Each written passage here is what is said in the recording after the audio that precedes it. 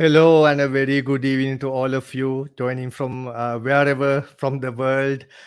Today, we are here for the second episode of the season one of Linked Up with Amitha. Now, in the first episode, we talked to one of the best financial advisors in the world. We talked about like the importance of personal finance, and I got quite a lot of like good feedback about the content we shared, and people saying that it was really helpful and all that.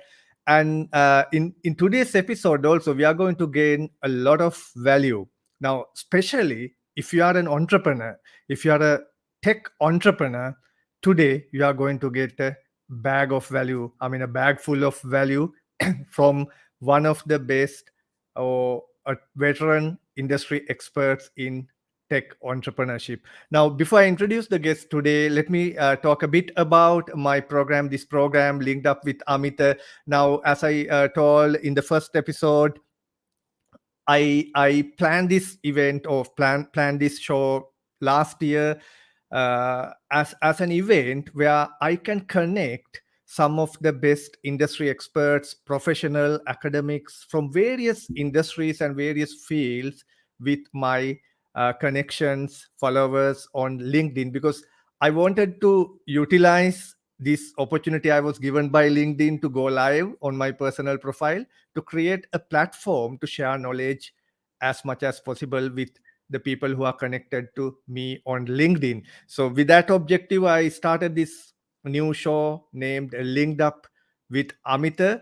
And in the season one or the first season, I'm going to interview Sri Lankan expats who are living abroad, living in other countries, doing well in their respective fields. The reason why I wanted to do that is now there is like I mean, lot of discussions in Sri Lanka, especially among the younger community, about the option of migrating, going out of Sri Lanka and finding their destiny. So I mean, for their benefit also, I wanted to actually showcase some of the people who already been there, done that.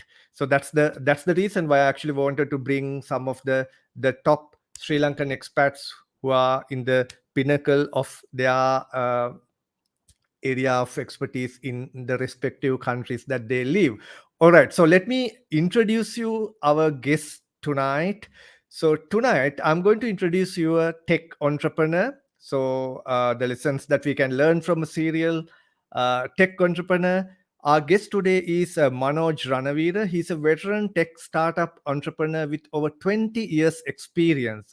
He has helped build in more than 20 tech startup businesses, including 5 of his own startup ventures.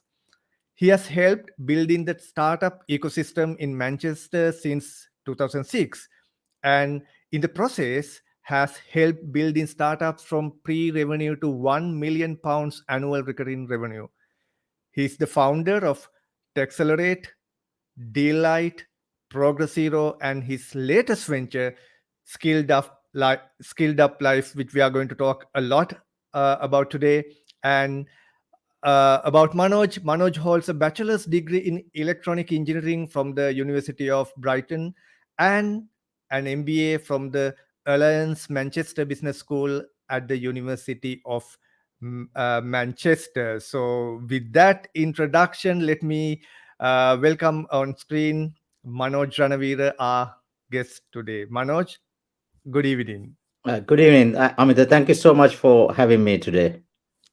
Great. So, Manoj, today we are connected here for this show to learn from you. I think we are getting a quite a good of audience already. So, I mean, if you are connecting through LinkedIn, just let us know through the comments from where you are connecting from. I know there's quite a few of audience connecting from UK as well when Manoj posted the update on his profile. From wherever you are actually connecting from, let us know in a comment from where you are connecting. So, Manoj, so we'll get going with the scheduled content, right? So, I mean, we'll come to the deeper topics of entrepreneurship and startup ventures and all those matters. But for the benefit of our audience, tell our audience a little about you, short and sweet. Like, I mean, like, so there may be a lot of people who may not know you. So tell them about Manoj Ranaweera. Okay, thank you. So I'm 53 years old, and Mhm. I came to UK when I 53 was years young. okay. I came to UK when I was 20 years old in 1988. Around that time, if you remember, there were a lot of unrest in Sri Lanka, but also one of the main reason is that the competition to get a good degree in Sri Lanka was very high, and I didn't do very well. So I had the opportunity to This come this to this was in 1990. You said 88. 1988. All right. Yes. Okay. So Um, that was kind of like the peak of the all the trouble, right? I think it was sort of the start of that, I think. Start of that. So I Yes. came here, and then I studied at Brighton. Hmm. It was Polytechnic. It became a university in the final year. Right. Um, then I joined a engineering consultancy firm. Right. And my lot of youngsters today does not actually know what they want to do, but Right. from very young age I knew exactly what I want to become.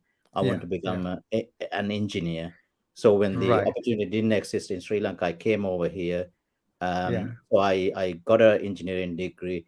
I joined a consultancy firm in Newcastle, in the Right. northeast. Um, and then um, then the next stage for me was to become a chartered engineer. So I managed to become a chartered engineer. I was on a fast track scheme. Hmm. Uh, then with the same company, I went to Middle East, because I came to UK on a student visa. There was certain condition attached to that.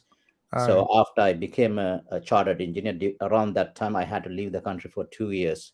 So I went to Middle East. Then I came back. When I came back, the company's done some acquisitions. So the place to come back was to Manchester. Hmm. So I've been in Manchester for 20 years. Um, so the dot-com era, because I was in Middle East, I completely Hmm. missed out. I didn't know much Right. about it. Right. I was oblivious So to that. how did you get into this, like the startup things? I see on your profile you played a huge role in setting up the startup ecosystem in Manchester. So how that all started?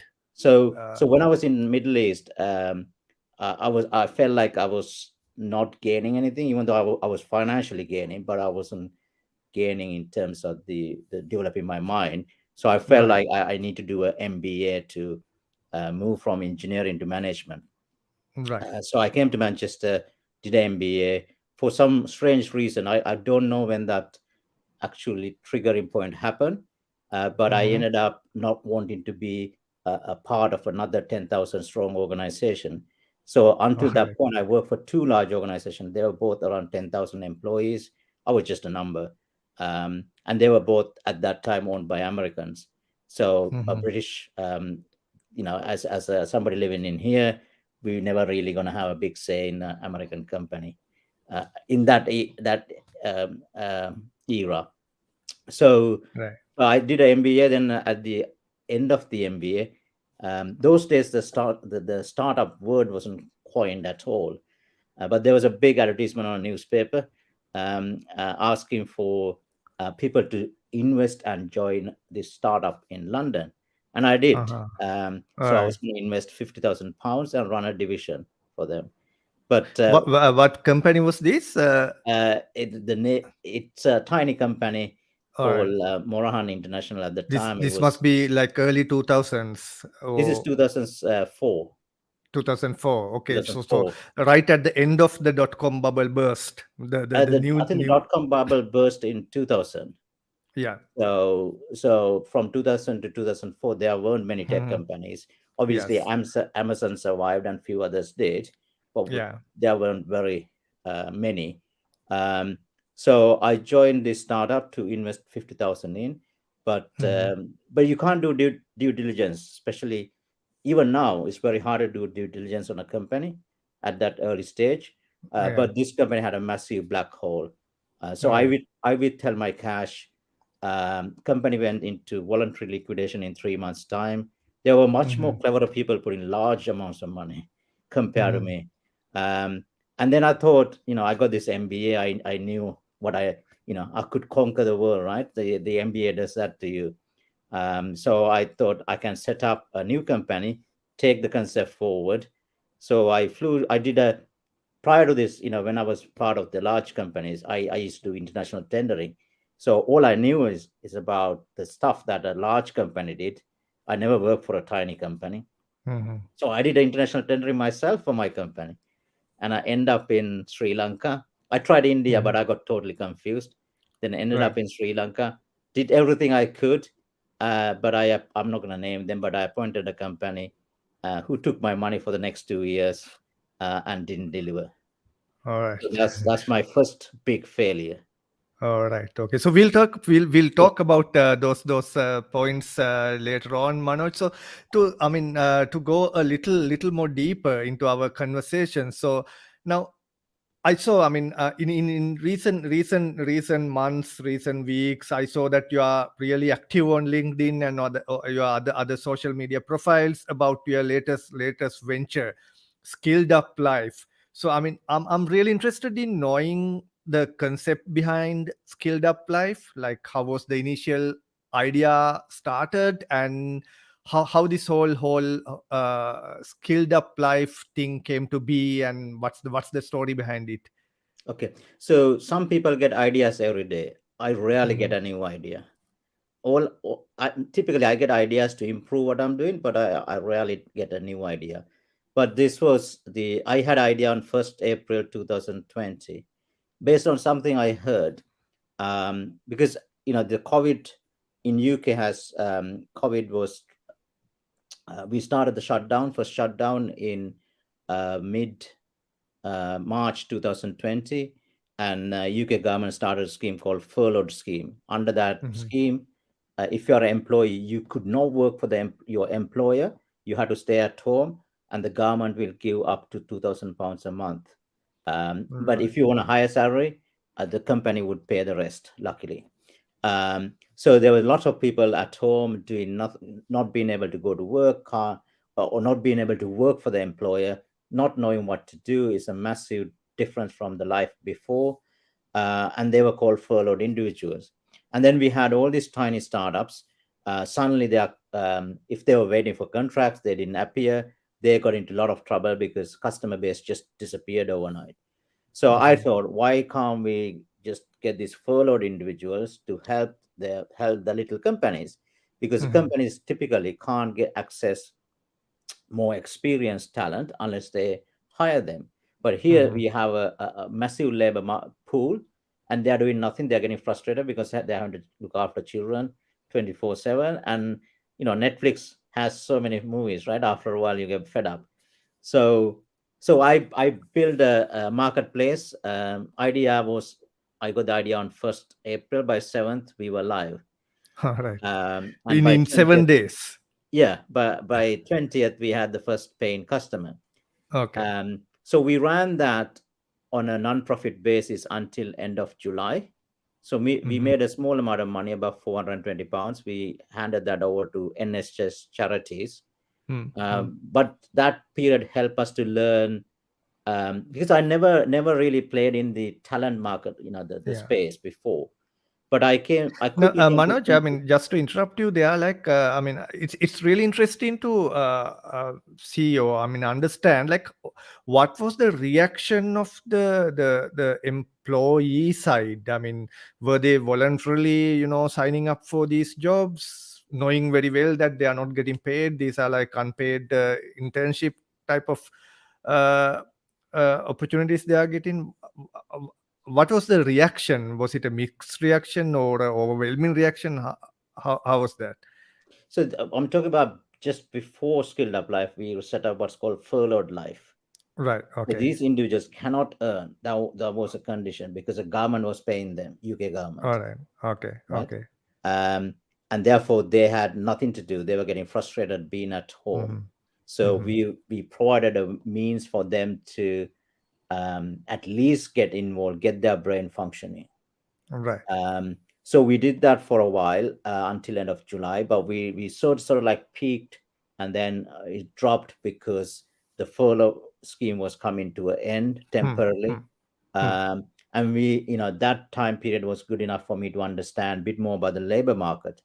And Hmm. the conclusions I sort of derived from that short period was that there are a number of factors affecting the labor market. One is that the technology advancement will continue, and therefore the number of jobs out there will decrease over time, Hmm. because the robots and or RPS and all these things are reducing the jobs available.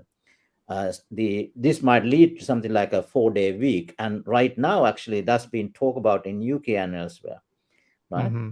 um, and the other thing is that that means the power will shift to the employer would be looking for experienced individuals, not just someone who had a good degree.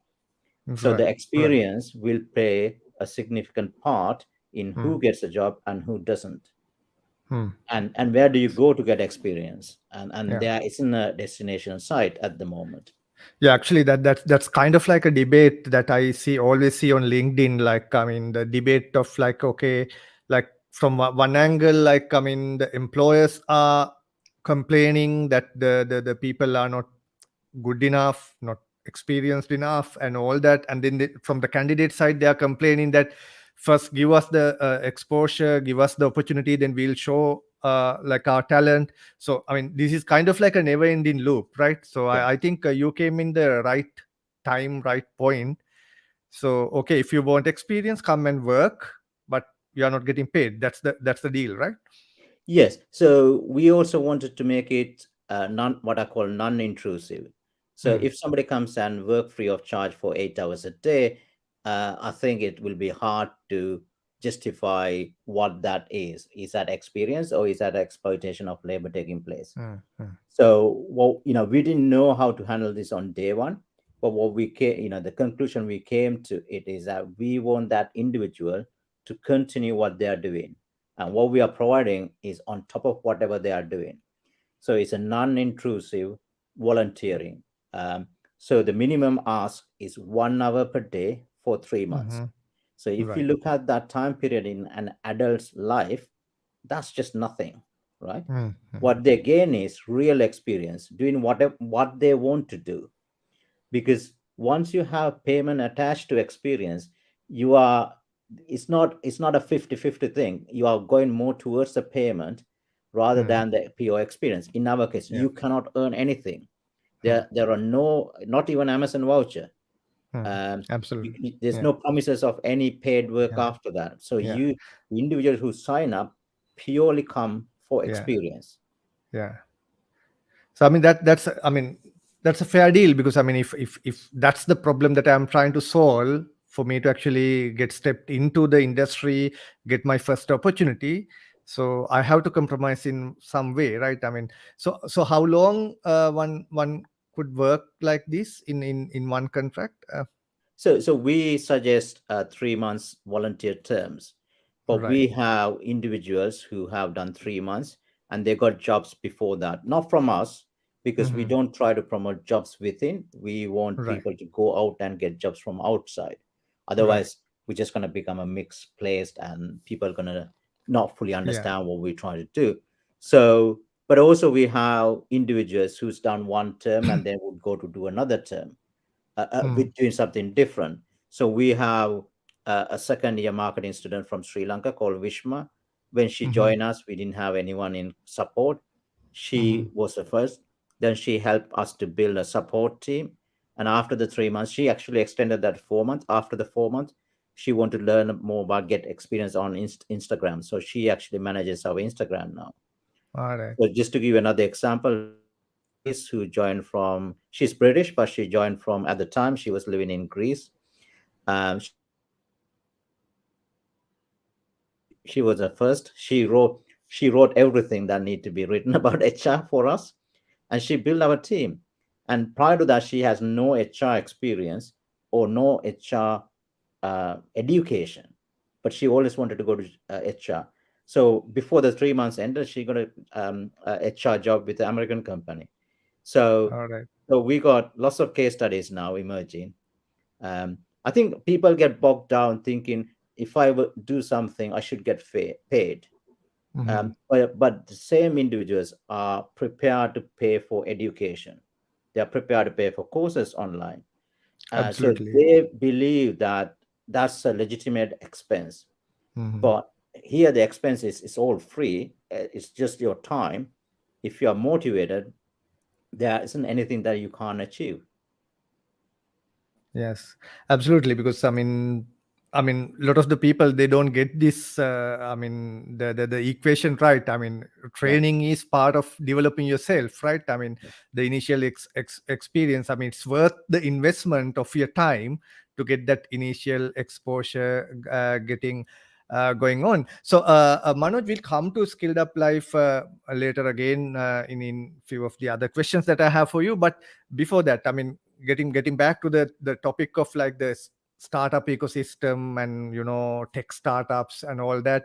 Now you've been in the tech startup scene in UK, in Manchester, for 20 odd years, and you've been part of a lot of tech startups in that region. And I know that you had some connections in Sri Lanka as well, with the Sri Lankan tech startup community as well, and you visited Sri Lanka quite a few times. And like, according to your observation, as per your observation, what are the gaps that you see in our ecosystem here in Sri Lanka, the startup ecosystem in Sri Lanka? I personally feel it's too small, and it's not, I mean, like, grown far enough to include like a lot of potential talent.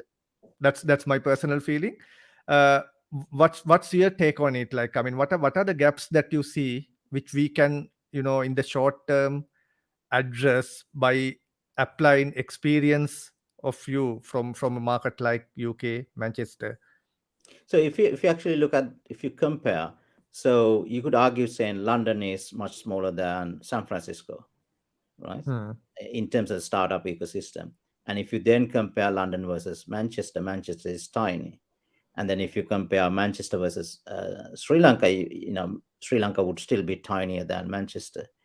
So, but Manchester took a long time to get where it is. So last year, 20 billion pound investment went into UK market, but the Manchester only had a fraction of that.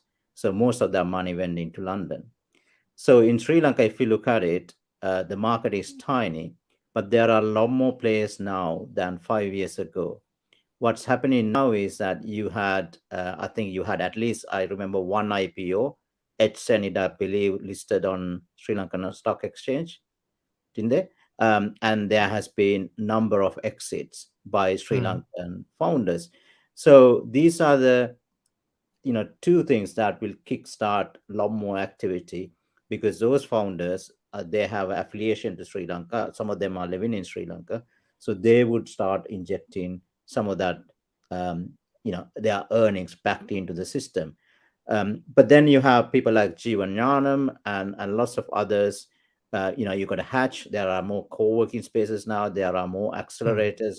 ICTA has been around for a long time.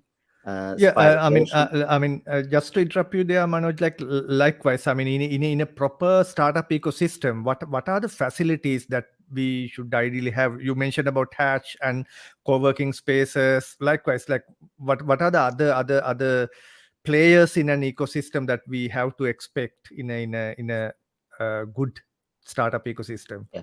So I think, one is that, where do you get the know-how from how to build a company?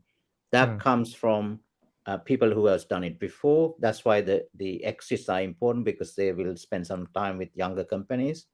But also, most companies want investment.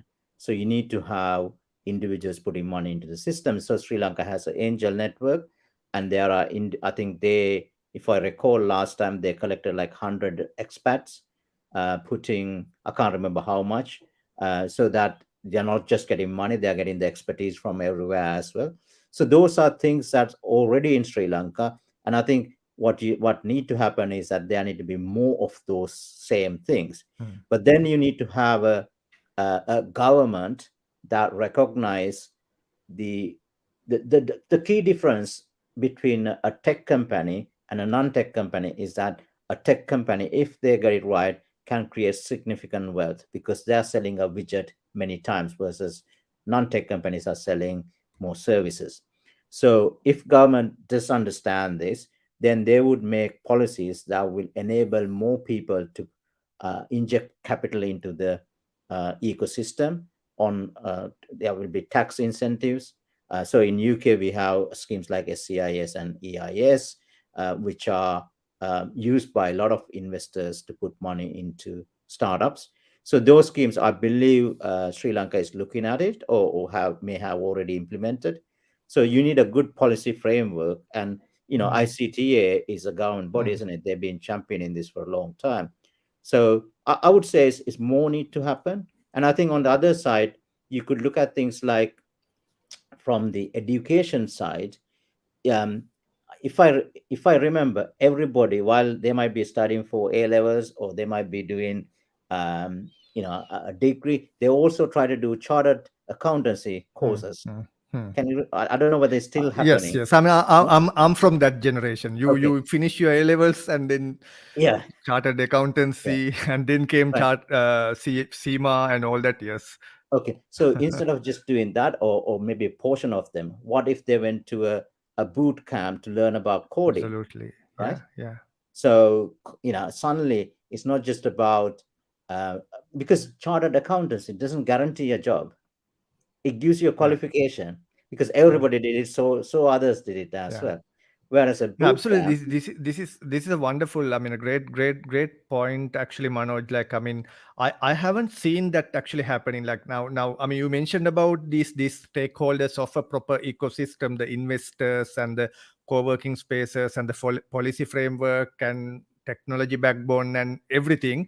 But when it comes to the talent or I mean the co-founders coming to the system, I personally see it's almost like the same circles who are actually in the scene, but we rarely see actually these young people from maybe outside of Colombo. I know, I mean, there had been few initiatives by ICTA in Kandy, Jaffna, and some of these remote places to get these things good. But I feel like it's not consistent enough. But as you quite correctly said, like if there is a mechanism where I can actually get these young people from straight out of A level, or maybe while they are in the university, if we can actually like promote entrepreneurship, startup entrepreneurship for them, uh, I think the ecosystem will start actually running on its own.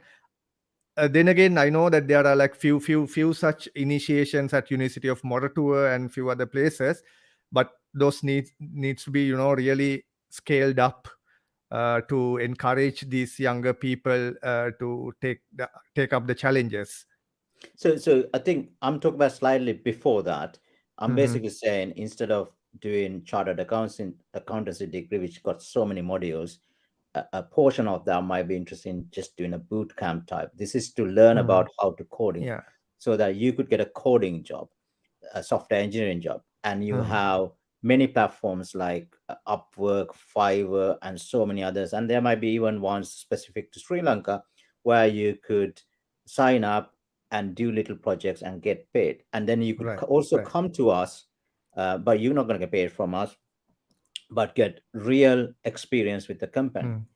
So This is all more that, like creating opportunities for them yes, to learn yes. the So the once one, skills needed. yeah, so once you learn it, then when you are actually applying that with the employer, then Hmm. individuals might come up with ideas to create their own companies. I think, I'm not somebody who promote entrepreneurship per se, because Right. there are significant problems with entrepreneurship. There's a lot of people that doesn't actually make a, entrepreneurship is extremely hard. Very few succeed. There's a lot of failure. People don't talk too much about the failures. There's Hmm. pretty much a graveyard in San Francisco, in Hmm. London, even in Manchester, and probably in Sri Lanka as well, probably a smaller one.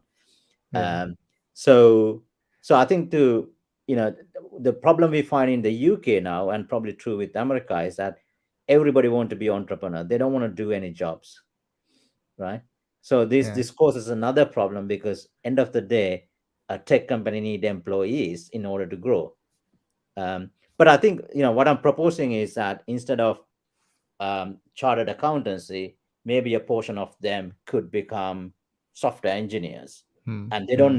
they don't need to go to university to become a software engineer. What they need to do is short courses, which are Absolutely. typically run by boot camps. Yeah. Absolutely. Actually, by my personal experience, I know quite a few of people who are doing really well in, like, software coding and developing. They never went to university. They learn it on Yep. their own, and they practiced working for their own ventures, freelancing, and all that. And they are doing quite well. Right. Okay. One point you mentioned in your previous answer, I want to actually tag my next question to that. Right now, Manoj, in your LinkedIn profile, I've seen that, like, you worked for nearly 23 different I didn't count. organizations. Yeah, including, lot of startups, and some of the startups are your own, right? And I saw that in your profile that you mentored like 25 odd startups. Now, I'm sure, like, when you have such a vast array of experience working with multiple organizations, there may be like some failure stories which we can learn from, because we hear the success stories a lot of the time, but very rarely we hear the failure stories of entrepreneurships, right? So why don't you share a story with rest of our audience, like a failure story from which any aspiring young entrepreneur can learn from, a tech entrepreneur, probably. So I fail more than I won, right? And I continue to fail sometimes, even now. So my biggest failure is my first startup, because I did what everybody prescribed. I wrote a business plan. I went out and raised money. I found a company to build the technology, but I didn't know anything about building a company. I didn't know anything about building a product. At the end, I lost all my money, all my savings, um, and 2 years of my life. But that failure led to something else positive, because end of Hmm. 2006, there were no tech events in Manchester. There was nothing. Nobody talked about tech startup. It wasn't a thing.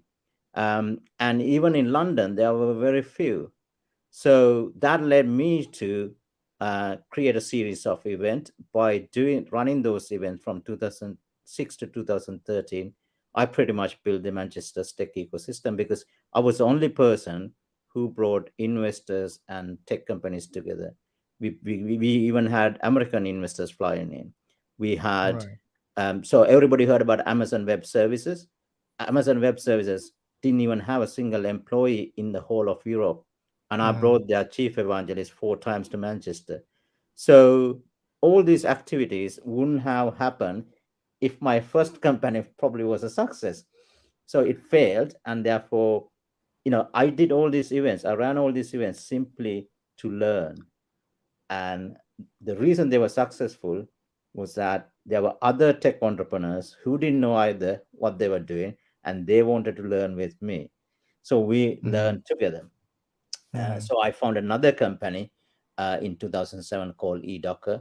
Um, and I had, and this time, because I had a bit more knowledge, I brought the people that need to build this company as co-founders. But they all Hmm. left after 1 year, because Hmm. for various reasons. And I was again left in the dark. I didn't, even at that time, I didn't know how to build a product, but I had some knowledge from the previous failure. But Hmm. this time, I wasn't gonna fail. I didn't want to fail, so I carried on. I bootstrapped it all the way to an exit in 2015. It was Hmm. really hard journey. Um, Right.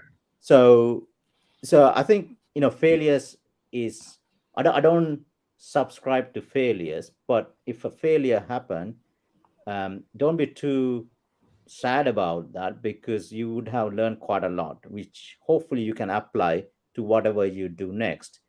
I see entrepreneurship as a disease, because Hmm. once it's bitten, it's very hard to get rid of it. Because I don't fit in a job. Absolutely. Um, you know, um, one of my friends gave me a job twice, I think. Hmm. Um, and even though he gave me a job, he didn't give me a proper job, because he knew that I was tinkering with other ideas at the same time. Yeah. Um, so So I think the entrepreneurship become a way of life, um, but there are a lot of failures. I mean, Yeah. um, it is a hard thing to do. I think, one of the things I heard, lots of great people talk about this. I think Jack Ma probably spoke very well about this. What he said is that when you are young, try to find a boss from whom you could Mm. learn the most Yes. before you Yeah. venture out on your own. So don't just go for a job or a brand. Find a boss Absolutely. who's going to teach you the most. Yeah. Um, so I think, failures are fine. I think there's a session in Sri Lanka as well. Um, I think used to be a session, like every Mhm. month they talk about failures. I don't know whether they are still doing that. All right. That Yeah, that sounds interesting. Yeah. Yeah. yeah. Yeah, actually, Manoj, I mean, one question actually popped out in my mind, like in your previous answer, you talked about, like, I mean, in your, I think, Edokar venture, you found few other co-founders. Now, like, I know, I mean, quite a few people who are having some brilliant ideas for a new company or a new startup, but they can't do it on their own. They need obviously other skills, other competencies.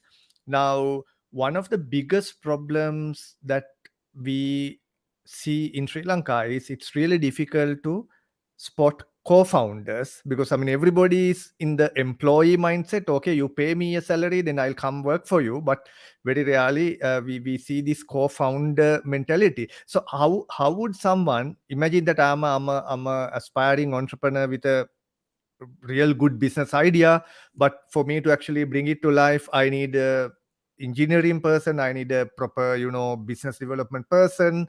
But I can't pay them and get them for a salary, but I need them as co-founders who are really committed as myself for the whole cause. So how do you spot these co-founders? Like, what are the characteristics that I should look for in people when I actually invite someone to come and become a co-founder of a venture that I'm trying to uh, take off? Yeah, I think it's extremely hard. Hmm.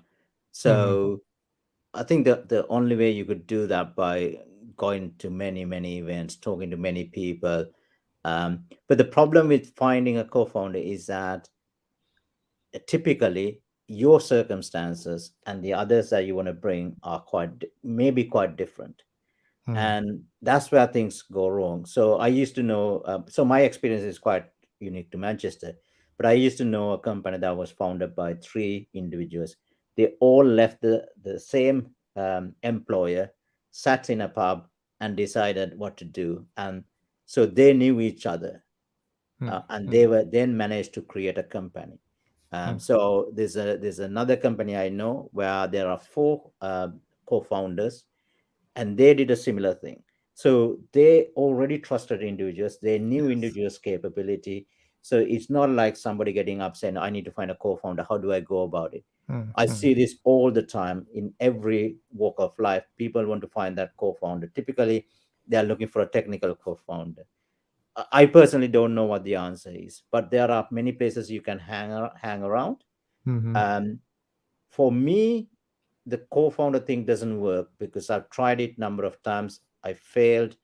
So for me now, I believe I know enough to set up a company and run it. And then the route that I'm adapting is that I typically hire people to fill the gaps, or now I don't need it because I got a whole volunteer army. um, but it is also possible that because I've built some strong relationship over the last several years, that if I'm setting a new venture, I might actually look at a co-founder because I have enough people that I know. Hmm. But the circumstances has to be right. Sometimes people join in because they think, oh, it's a good idea. There's nothing to lose. But they might have another business running, something else, which keep them Absolutely.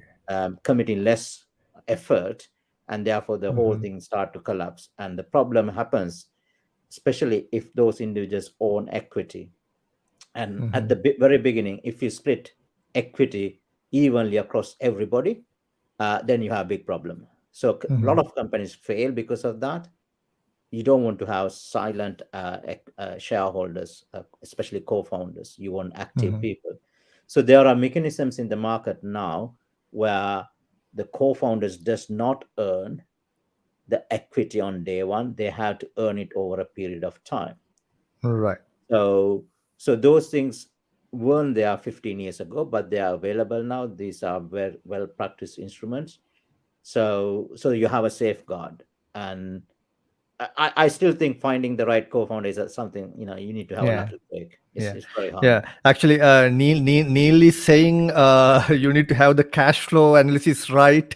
So if the cash flow analysis is right, there will be a lot of co-founders who would want to come and join you. So that's Neil's addition to this. Maybe yes. Yeah, I mean, like some people, they might think, okay, if this, I mean, they might want to see the the forecast and everything. But then again, more than that, I feel yes, it's difficult that the right chemistry. You mentioned about the three co-founders who left the same employer and started a new venture, and I know like several people like that who did the same exact same thing, and they quite get along really well. And but the problem is like sometimes like those people who trust each other and know each other very well, they might be coming from the same background. it they might be the, I mean, all three of them are from a technology background, or all three of them are from a business marketing background. But you still need, like, if you are from a marketing background, business background, you know how to sell your idea, but you need someone to build the product, right? Yeah, So yeah, then you need like competencies there. That's where this whole co-founder thing comes into play, I believe. yeah. I mean, it's getting it right is quite tricky. But there are enough cases where it has worked. But then, Mhm. you know, but really, it's not about the cash flow. I'm sorry. It's more to do with whether everybody feel the problem they're trying to solve, whether they all understand, they all passionate about the problems. Yeah. So if, let's say, three people join together, but if they all felt the same problem, they want to solve it, then there's commitment. So the cash comes a lot later. Pretty much you're not going to earn anything over a period of time unless you raise investment. So I think there's a lot of different dynamics involved. I don't know I don't know how to find a, even today I don't know how to find a co-founder that I can work with. Yeah, there's no one right formula for that. Yeah. Maybe like yes, yes, right. Okay, Manoj, coming back to skilled up life now. Like, imagine that someone living in Sri Lanka wants to, come register and work for skilled up for life. So, what should they do? And like, if I, now we are in discussions like to partner with skilled up life for Epidem. Like, if an educational institute or a training institute in Sri Lanka wants to partner with skilled up life to list their students on the site, like, what's the approach? What should they do? Okay, so it's very simple. So SkilledUp.life is the website. Anyone can come and sign up, create a volunteer profile. We only allow over 18, so we don't take any youngsters. However, having said that, our youngest team member, this is my own team, is just doing A levels. But Uh-huh. instead of doing A levels, he keep coming back, and he want to be part of that. So I kept telling him, go and finish your A level exams and come back. Hmm. So anyone can sign up, but you need to build your profile. So that's a bit of a pain that people have to go through, because they just sign up and expect an opportunity. You can't, because you need to create a profile. When the companies come and look at your profile, there has to be content to get an idea about this individual. And what we are promoting now is that you need to actually make a commitment for 3 months. We don't want people to sign up, just spend a couple of weeks and disappear. That leave a really bad taste for everyone. But anyone can do whatever they want to do, but you got to have the right attitude. You want to come here, join us to gain real experience. um, and we think that as we build the business up, we think recruiters will come to find the best candidate through us because these individuals have got real experience. So I think, as we grow, um, there will be more opportunities. In terms of partners, we have, which thank you very much for your partnership. Um, but what we find is that partners can, what we bring to the partnership, especially education providers, is that we enrich their offering, because education providers doesn't give a guarantee of a job. They give a their commitment is to educate you, Yeah. and what we are doing is we are providing experience. So join together, the student get the knowledge through the course, and now they get experience through us, so they will be in a much stronger position to go and get a paid job after that period. So that's Uh, what we offer. And at the moment, this has worked extremely well with one of our partners in Nigeria. So they mhm. open up about, I think, about 150 students to us. So some of them have even joined my team, and they, quite a number of them actually have work experience. They're actually employed. So our head of HR runs a firm of solicitors during daytime, but she didn't have any HR experience, so she joined us to get that experience. So we have All lots right. of individuals like that. Uh-huh. Yeah, quite interesting. Quite interesting. Manoj, like, okay, so now we've had quite a lengthy chat about startups and startup ecosystems, failure stories, success stories, like finding co-founders and all sort of things. Now, I'm coming to a completely a different question now. Now, now you are a Sri Lankan expat living in UK for more than 25 years, if I'm not mistaken. And I know I mean in your bio I saw that you studied at Royal College Colombo and before you actually migrated and all that. Now now when we are talking today, there is again there are like a whole lot of discussions about the younger generation moving out right after their I levels, moving to UK, Australia, USA, get themselves settled there. And there's this discussion. I'm not saying it's bad, or I'm not like saying it's good either. I mean, there are like also always like pros and cons. Now, as someone who has done it and lived through the whole process, now what's your advice to any young Sri Lankan who is currently aspiring to migrate and settle in another country and develop a professional or an entrepreneurial career? So what what sort of advice you can give them? I don't know. I mean, sometimes we always think the other side is greener than where you are, right? So we always go for it. But it doesn't mean just because you go to another country, you're going to do well.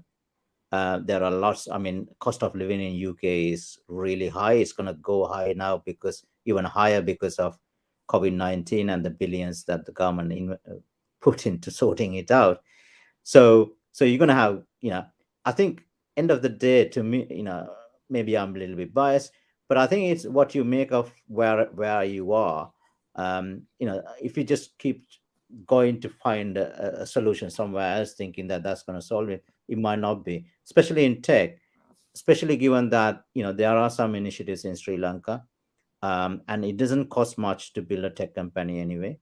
And with SkilledUp Life, we provide unlimited free talent, so we can help Sri Mm-hmm. Lankan companies.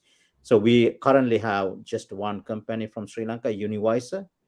Mm-hmm. They were in the Spiralation program, and they want to go global by tapping into 100 volunteers from us. All right. So companies like that, as they start growing, they are creating more opportunities in Sri Lanka. So you know you might want to go abroad, maybe for studies, but it's really, it's a judgment call, isn't it? Some people Mm-hmm. think that going somewhere else will sort out whatever the problems they have. So I don't really have a solid answer for this one, I'm Yeah. afraid. I think it's all circumstances, and And yeah. absolutely. Absolutely. I mean, despite all the negativities Yeah. around us, we see like people are somehow, I mean, doing their thing even in this context and all that. And mentioning about like Univisa, I happen to actually work with Ismail. I mean, it's a great concept, and we've also tried it out. And he's also like kind of like always in touch with me. I mean, it's really happy to hear that you guys partnered to take that concept like outside Sri Lanka. Because that's a great example. I mean, a young entrepreneur came up with a very simple idea, right? I mean, Yeah, right at the end of his university education, and put it into a real product. Now he's gradually trying to expand it, yeah, based in Sri Lanka. yeah. Yes. So I think that again that's a great case study that even that foreign education you could get it from Sri Lanka because a lot of UK and US, I believe US as well, universities are partnering with Sri Lankan education institutions, so you Hmm. could get the same degree. I think it's a matter of what you do with that knowledge, right? How you apply for it. But today, it's much easier compared 20 years ago. All you need is a laptop or a computer and a broadband connection. You could learn as much as you want. You could connect with Absolutely. anyone in the world. Um, and the only limitation of really is how limited is your imagination. Absolutely. You could find people who are willing to help. I think it's all there. It just need apply, and people need to apply all this what's available around them. Maybe there's need some guidance, I don't know. And the question is, where do you get that guidance from? Does it come from Hmm. the established education providers, or does it come from private sector, or do you need to have initiatives? I think probably worth somebody thinking about that. Yeah, um, absolutely. I think there need to be a lot of initiatives, to talking to these undergraduates and school leavers, to show. I mean, show them the potential and the possibility. I mean, that as you quite correctly said. I mean, it's really difficult to figure out from where to start. But I think that, I mean, maybe the responsibility is in us. Like, I mean, the people who are already doing it, people who are already running startup business, we have to tell our stories to the younger generation, and then they get to know what skills to acquire and how we acquired our skill, and then they can also actually try out the same thing. So rather than going through the traditional paths that a typical school leaver or undergraduate would go.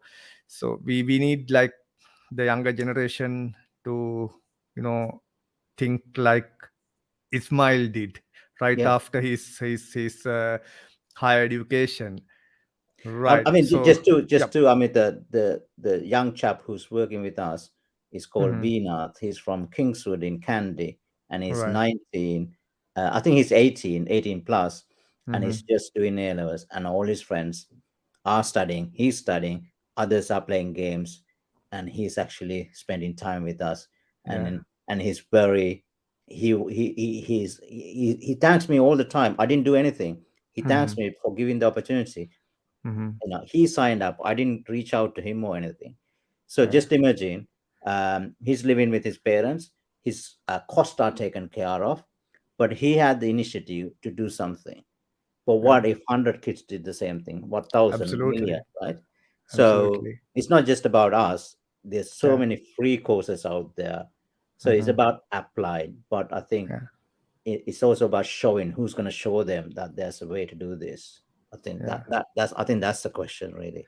Yeah, absolutely. I think even myself, I noticed this at the younger generation. You mentioned like he was 18. Like, so even I noticed this the recent like, youngest generation, 17, 18, 19, maybe up to about like 2021. That generation, Gen Z, so to speak, they have formed this attitude of, I mean, wanting to do something on for their own, rather than going through the typical cycle of finish education, get to a job, and then climb up the career. Rather than, I mean, Mm. they want to learn things, they want to explore things. That's a quite interesting trend that I have seen in the youngest generation who will be the next in line to come to the workforce.